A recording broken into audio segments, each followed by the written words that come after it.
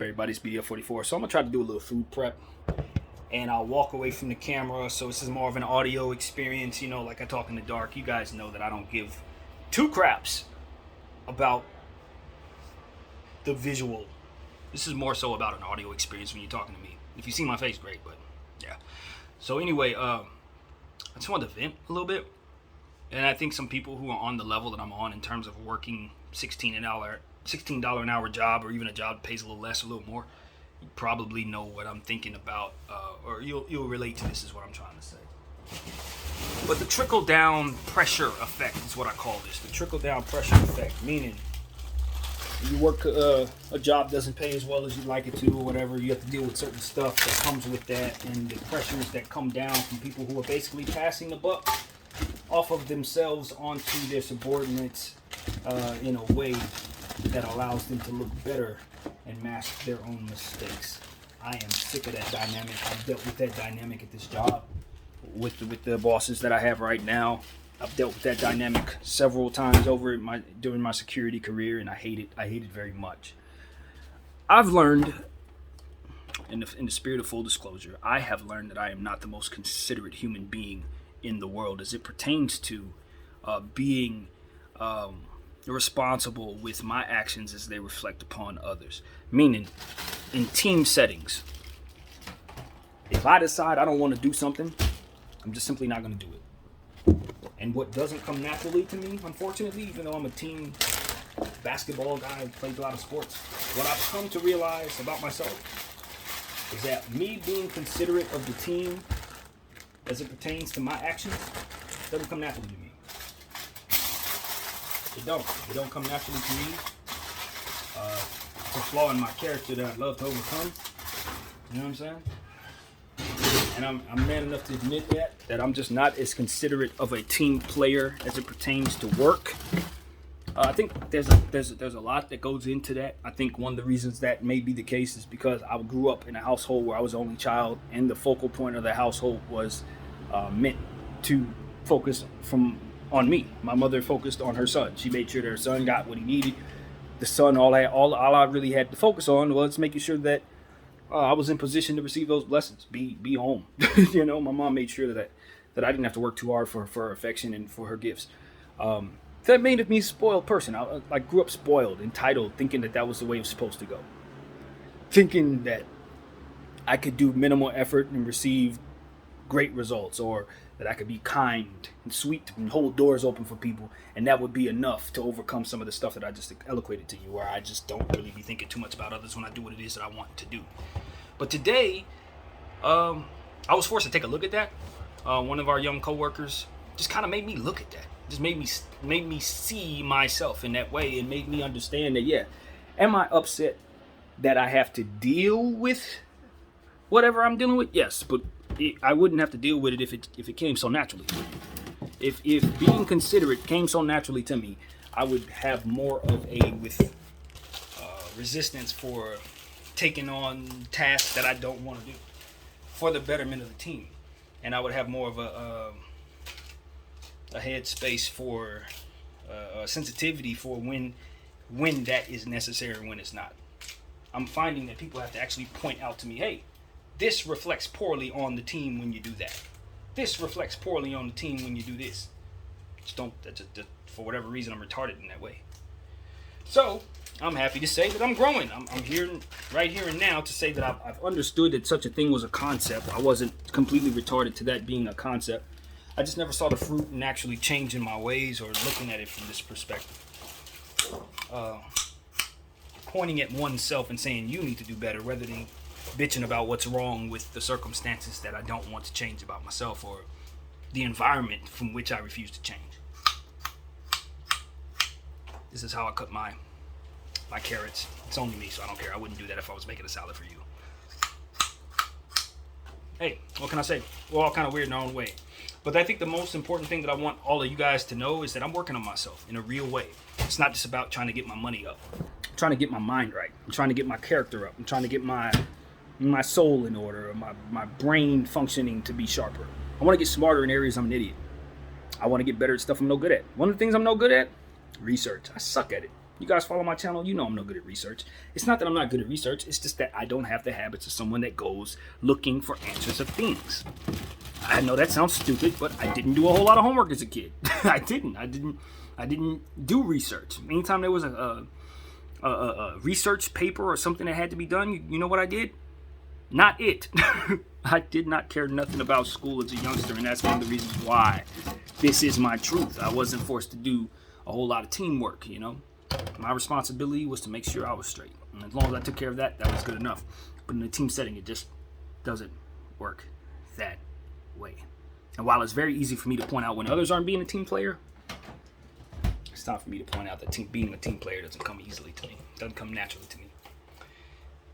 So, now that we have that out the way, let's talk about what isn't my fault. Because accountability is the best fruit you're going to find in a bad situation. But accountability isn't the only thing worth pointing out. This whole pass the blame crap that I started this video talking about is still a thing.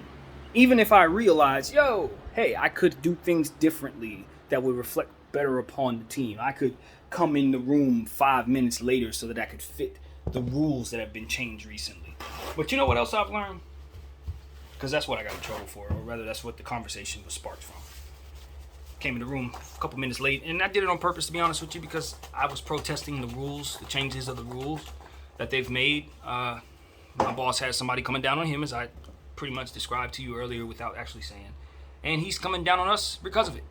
And while I think that that's some bullcrap, I kind of know that that's how it always goes in every business. This is not unique. This is how it goes in your job. It's how it goes in everybody's job. One of the perks about being a boss is that you get to pass the blame when your bosses get on you. Or when, if you're the top of the dog, then this is the shareholders or the board or whatever, you get to always say, well, it wasn't me, it was them. It wasn't me, it's the guy that's the easiest one to point out his mistakes. And unfortunately for me, somebody who only half-assed wants to be there anyway, yeah, I make some mistakes, man. I do. And I make myself an easy target for being pointed out as an example for what, an example for, what's the word? How do you phrase this? The scapegoat. You can be the scapegoat when you give people all the ammunition necessary to use against you. And that's what I've done by just not being strong in the most considerate of ways. Had I been more sharp in being cognizant of how my actions reflect poorly upon my fellow guards, I think I would have less of a gripe here in this conversation, because I would not be used as that example or that tool to scapegoat. So it starts with me, it ends with me, but I'm telling you, man, there's nothing more I want in this life right now than to get off of this level. And it's not because of the uncomfortability of poverty necessarily. And I'm not going to say I'm in poverty. It's not poverty. But, the uncomfortability of being on this level. It's not about that for me. I've always been on this level. I'm okay. I'm comfortable in this little apartment. I'm comfortable with my Hyundai. I'm comfortable not having everything I need. So I've never had everything I need. But what I'm not comfortable with is the notion that I have to continue to do something I'm not passionate about. See, I believe if I was in a team setting that I wanted to be in, I would be more considerate of making sure that team stayed together because I want it to work. I don't give a damn about that. I care about the guys to a degree because nobody's really friends at a job, but I got some people I'm friendly with. I don't want to make life harder on them, but that's as far as it goes. Maybe I need to check my heart. Maybe I need more compassion in regards to that. Maybe people have more compassion towards me, and that's why I'm afforded the opportunities that I have to just simply walk and breathe. Maybe I owe it to the universe to be much more considerate, and I'm open to that, more than open to it. I'm hopeful that I can be. So that's the circles I'm talking in, man. I just want to point at myself. I point at others and say, I don't like what I'm in, but it's like if I would have did everything I was supposed to do, I wouldn't be in the situation. And accountability is what's going to get me out of it. Not bitching, not moaning, not just simply pointing out what everybody else is doing and not saying it's me. No, it's me. It starts with me and ends with me. Why do I have the job I have? Because I walked in there and got it. Why am I going to not have that job anymore? Because I put myself in a position to not have it anymore. And that's the moral of the entire story. Anybody and everybody has the power you give them over you. Why do I care about what goes on in that job? Because I gave it the power. I gave it the power. I opened up my mouth and said, this is what I'm going to talk about on my channel. So it has the power. You know what I mean? It has it. I can snatch that power away by simply making the changes necessary in my life. Maybe they're not so simple, but that's what's required. So I think for me this year, it's been about setting goals, accomplishing those goals, and moving on. And I've done a good job of that over the last 6 months. This has been one of the toughest experiences of my life. Waiting for this squeeze, this AMC crap. I'm waiting on it. I'm holding. I'm going to continue to, but I am having one of the more difficult eras of my existence because never in my life, because of my spoiled nature, all that stuff I've already described to you, never in my life have I stayed in a place that I wanted to leave this badly for this long. Never. I've had other jobs in the past that I've left that I've been grueling and angry that I had to go there. And I usually walk away from those places and I usually get to a breaking point where it's like my mental health I can't be here. I hate this place. That passed about a month ago with this job. I'm still here. And that's something I'm proud of because it shows me that I'm making progress against my demons. It's showing me that I'm making progress against my immaturity. It's showing me that I'm making progress in being the best version of myself. And I encourage you to take from this video just that. I'm angry about stuff that other people did, but I refuse to allow myself to get too far away from the fact that I'm in control of what it is I'm doing. I am. It's me. It's you, in your case. Make the changes necessary. Put in the footwork. Do the work. Meditate. Make patience a party. Okay? Because one of the things I've been meditating on is how difficult this process has been and just what it would take for it not to be difficult, but to still endure it. It starts here. It's a choice. I am not going to allow myself to be unhappy anymore. I'm not going to allow myself to sit here and be devastated, or not devastated, but tortured by the process of waiting. I refuse to allow it to torture me.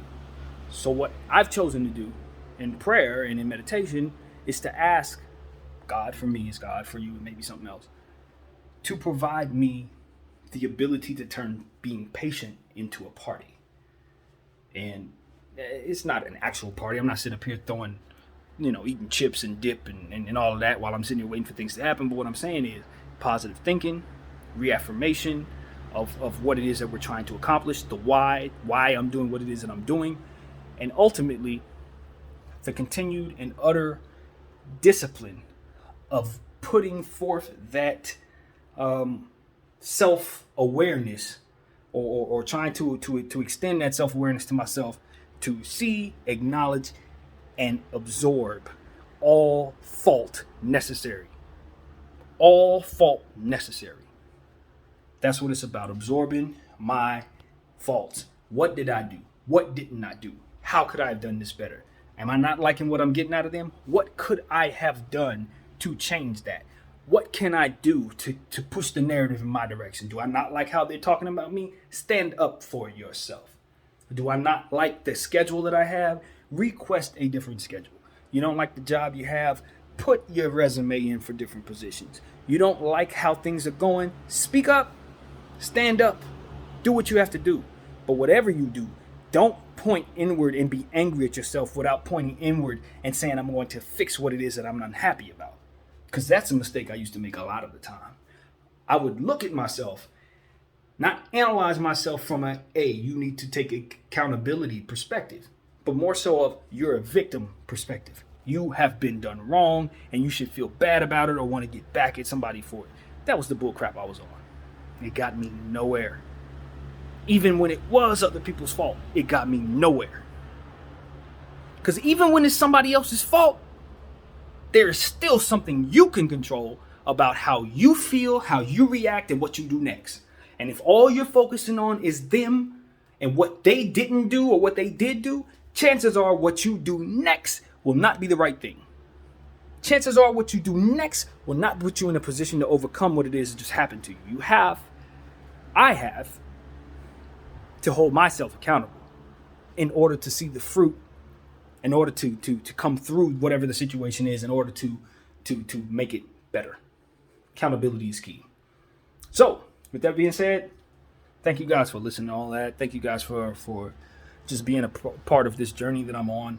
Things are going to change. They're going to get better for me, and I expect them to get better quickly. But at the same time, because they haven't gotten better yet, I've been struggling with that. I really have. I've been struggling with the job that I have. Of course, I've been struggling with myself. I've been struggling on my weekends. When I don't have anything to do, I'm struggling. So I just want everybody to know, hey, you're not alone. Whatever your struggles are, whatever your circumstances are, whatever you feel trapped behind, whatever circumstances are not so beneficial to how you feel. Trust me, man. Everybody's going through something. Everybody has to hold themselves accountable for something. Everybody can identify as a victim to some degree to something. And you may actually be a victim. You know what I'm saying? A lot of people who tell you not to have the victim mentality will not tell you that you are a victim. You can be a victim, but you just don't want to harbor the mentality of a victim, because the mentality of a victim is looking for something from somewhere else. And the person who's not a victim is looking for something that they have already. I ain't a victim. Why? Because I have chosen to look at what has happened to me and say, I'm going to make it better. I'm going to be better because of it, rather. So it is no victim. Yeah, what happened to me occurred, but I took the circumstances that I had control over by the horns, and I controlled that narrative. If I got this, I did that because of it. If this happened to me, this is what I did in response to that. It wasn't just laying down feeling sad like I used to do. It ain't just smoking weed till I can't think no more, or making sure that I run from every single thing that makes me feel any type of stress, because that's what's going to get me through. It's not going to get you through. Eventually, it's all going to come to a head, and you're going to have to face the very thing you're running from. And when you do, you're going to be much weaker because you never faced anything else. Trust me. That's what happens to people like myself when we don't face our responsibilities, our fears, and the accountability necessary for whatever it is that we're dealing with. So, 17 minutes of all of that. I hope that you took from that what I intended for you to. If not, I hope you were amused by me sitting here trying to hold myself accountable, still feeling like I'm not quite understanding what it is I need to hold myself accountable for, to be completely honest with you. Other than to say that I know that there are things that I need to discover in that regard, and I'm hoping to get better. So, as long as that's the case, I'd imagine there's still a purpose for me here. So I'm looking forward to the lessons that the Lord has for me, or, you know, however you equate the Most High. I never want to disrespect anybody with my beliefs. And I know that goes against my beliefs, because as a Christian, we're supposed to be sharing the word of Christ and the truth of Christ. And if you believe in Christ, then you gotta push Christ, right? That's what it say. But I don't believe that. That bumps my spirit. That rubs my spirit the wrong way. It just does. I'm not gonna lie to you. That's one aspect of my own faith that I struggle with quite a bit. Trying to force it upon you. I just don't like people forcing stuff on me. I don't care if it's the right thing or the wrong thing. Let me come to its conclusion organically. And something like Christ to me is the most organic thing in the world. Because at its core, it's just good energy. At its core, it's just good energy. Goodwill, being nice, being sweet, doing stuff for people they don't deserve, forgiving people for stuff they don't deserve to be forgiven for. That's Christ. That's all Christ is. We can symbolize the man and talk about the story of the 33 years of the man and the murder and all of that. But at the end of the day, if you really pay attention to the essence of the energy of what Christ and the body of Christ is actually supposed to be, it ain't about the pressure of being a believer. It's about being introduced to someone that's going to be your friend, and then from there, that person learns to accept you for all of your flaws, all of your gifts, encouraging you for all of your good stuff, and helping you through all the bad stuff while forgiving you for everything. If that's bad energy, if that's the type of stuff you need to be pushing away, I don't want to see what you're welcoming, my friend. I don't want to see what you're welcoming. Because that's how I perceive Christ. Is the most, like, literally the most accepting person in the world. You can walk in there, into his room, or wherever he's at, wearing the most ridiculous stuff, saying the most ridiculous stuff, and he's gonna look straight through that and see your heart. He's gonna see your pain, he's gonna see your love, he's gonna see what means much to you, and he's gonna be able to do something about all of it. You don't welcome that? That's all I'm saying. So I don't have to push Christ on you. It's not necessary. If anything, Christ will come to you. I've always believed that. Everybody who didn't believe in Christ, the Christ I know, if you didn't believe in him and you told him, hey dude, I don't believe in you, he'd be like, okay, well, my name is Jesus Christ. He'd extend his hand, you'd shake it, and you guys would begin a conversation that would last a friendship lifetime forever. That's how that goes. Everybody who don't know Christ, don't know him that well, don't believe in him, trust me. The Christ I know, that's exactly how that goes. All of your flaws, all of your demons, everything that you are, you can bring it to him and he'll accept that shit. Be like, yep, you good. What do you mean? You're not judging me like your people judging me? Nope. Nah, you good. Because he understands. His people don't understand. Christians don't understand. The 90% of the Christian faith doesn't seem to understand Christ accepts all. We do literally the complete opposite, which is another reason why I don't push our religion on people, because we do the complete opposite. We shun people for their differences. We push people away because they don't live up to a standard. Christ ain't never been like that. He hung out with people who were not saved. He hung out with people that were not saved, fam. He wasn't hanging out with church people. He was hanging out with the bad guys, with the ladies of the night, with sinners like myself. That's who he kicked it with. Those are the people that he felt needed him the most. Not the people who already knew him, but the people who didn't. So, if I can end that on some Christ stuff, yeah, I'm going to give you that. I'm not going to give you, oh, you got to believe, oh, you got to say these prayers, oh, you got to do that. No. There's a guy over there who's really, really cool, who will accept you for everything. And he'll forgive you for everything. So, just live your life. You'll know him soon enough. Doesn't matter if you know him now or not. Doesn't matter. You'll know him soon enough. Anyway, that's what I got, man. My name is BDL44. Thank you guys for watching me preach.